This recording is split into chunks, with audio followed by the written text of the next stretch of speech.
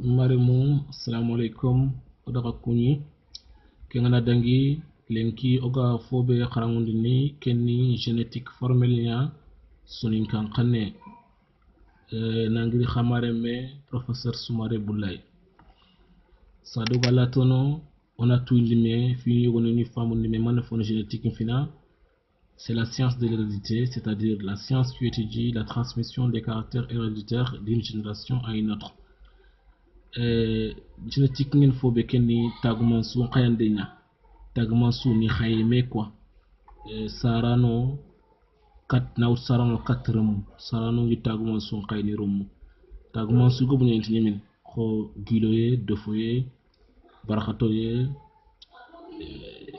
ji tumbuye fine khureye kella nyana soufe soufu ki turun barakatoye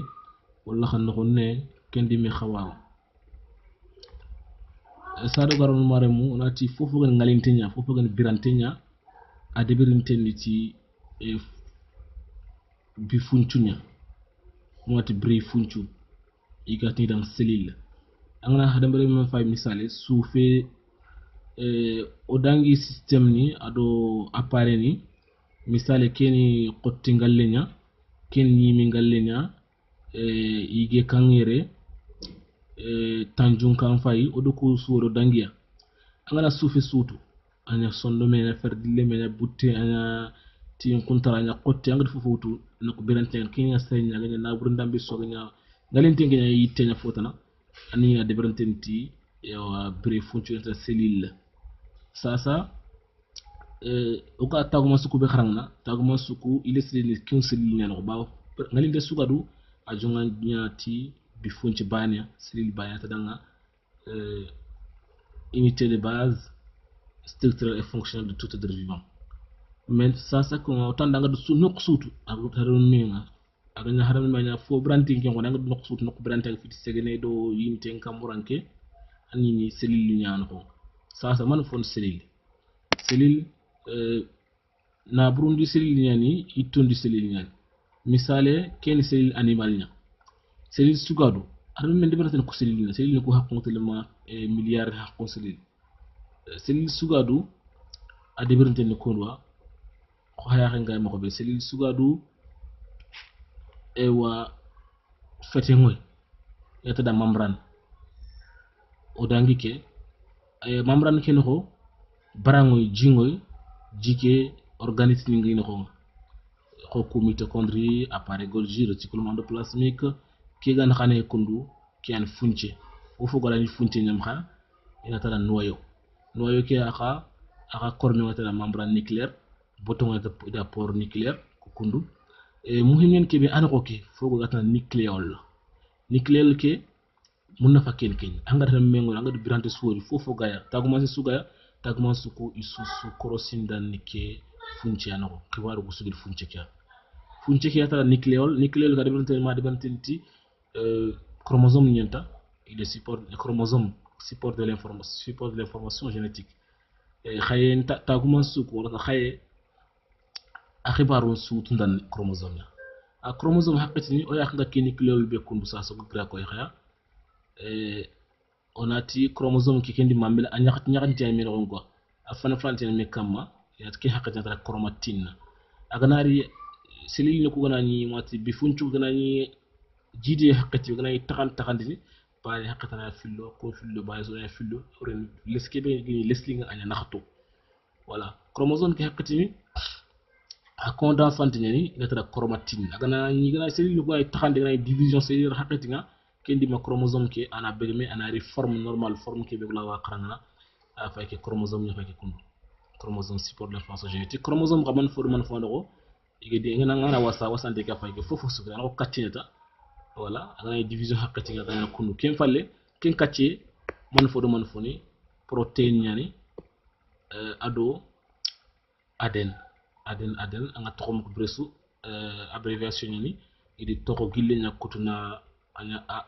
ado n adénosine et plutôt acide désoxyribonucléique. OK aden aka debrenten mané wala yani information génétique quoi aka debrenten mané ni base ni da séquence séquence de nucléotides voilà o fe tegan ken o fitini sa ngan xaw no ko be ngan kilu ken ni chromosome on noyau nya voilà cellule suga do xibaru ko son cellule ke no cellule ke kan digra noyau ke kan no ko nucléol ke ayga ni chromosome ke ko chromosome ke be ni aden mun na fanga kebere ken ni gène kat fo be gène ayga ni taguman su ntigitinda gène ni gob nyan chromosome a dingra sugula wa taguman se danga raga on kenya xilli gatna danga fobi danga gène on dal kare notion de base kato galatunu urgur chromosome ngor wal channa ile falle chromosome mané otani xay taguman suku xibaram suna ya maxam ko taguman suka ngalinte nga sugilli chromosome ke standard karyotype chromosome ni ko kante bane gob yen misale nabre suga dan chromosome hakayna ngalinte suga do quoi nabre suga do harame met nakte do tumwai ini kunyare karyotype kunta nakte tumu i desnanto ngene wala wal cellule ni molant wala gantanga microscope falle anako ke la chromosome ni ko la division hakatibe chromosome ni ko la wi ya xala ni dessiné ni natali voilà chromosome ki haqqe ke ñaxili karyotype seren chromosome haqqe be gaya adi debarno wal ko ñaxil karyotype quoi gène oti ko nanti mun nafa ko be ni kengal gène ado alela nankil ndo ko sri gène mané gène oti le plus petite séquence de d'ADN capable de réaliser un caractère donc alel ke gène ni mané ADN ke no dingara suglawa caractère gouverner on kenya xilli gène ada belente alel lignat ngaro gène moto alel lignat haqqatna la alel ni fil haqqatna al gobun quoi il peut être poly di alelique ou poly alelique el gobu fo ga fu filo locus xalmané locus ni alel ke gène ke emplacement ta dingra chromosome ba la gène sikini la gène nartini ça dépend quoi la filo ni la sikoyne donc gène suga do ga dingra ben kenya xa locus de ces gènes qui est gène emplacement quoi dingra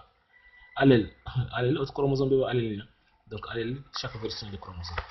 ça va ke ko en hay misale chromosome nya fay ke chromosome kundu haya xen a ke do b chromosome ngor falek a do b kun allele a do b so ko man ko gène ke gène di allele kinen ko allele filé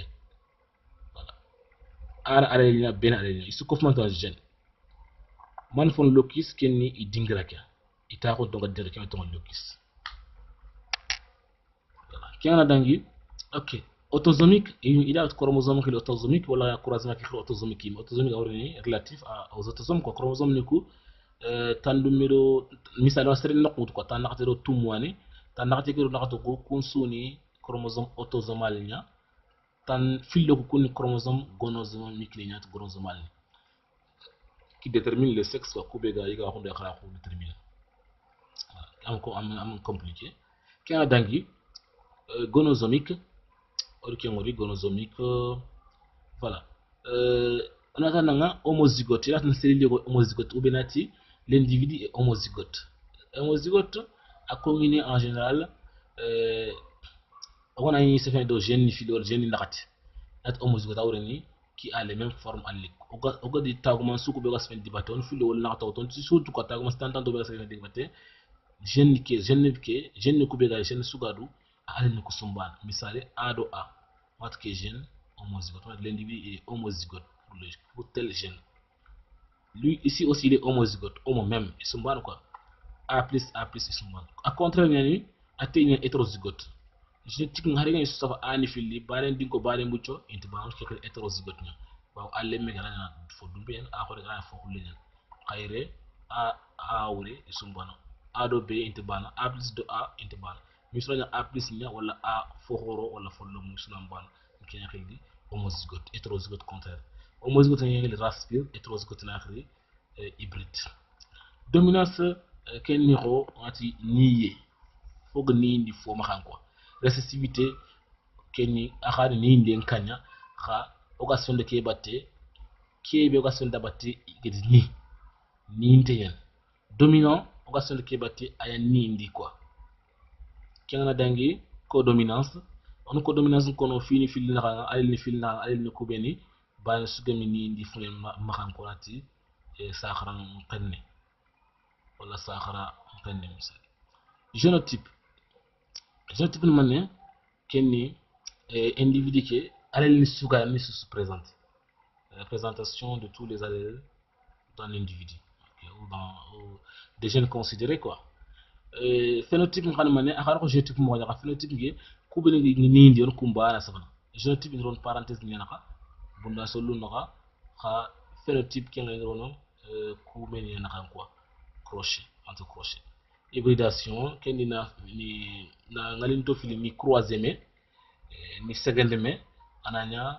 intibana quoi différence ngi naka fatan fa sengi naka sot taguma sba o taguma su fili worno kunya wori mayo génétique formelle haqqati yudu ani caractère ni fil dia kharangana haqqati ni caractère bani lat mono hybridisme ken yaga tagumas bani korosini an ken bani khaye kharanga haqqati tagumas so fil ko nya kharanga do di hybridisme haqqati ni fogo benati polyhybridisme mare musa sa o fagari mono hybridisme yawol wana sigindire aw ko ak gillo honne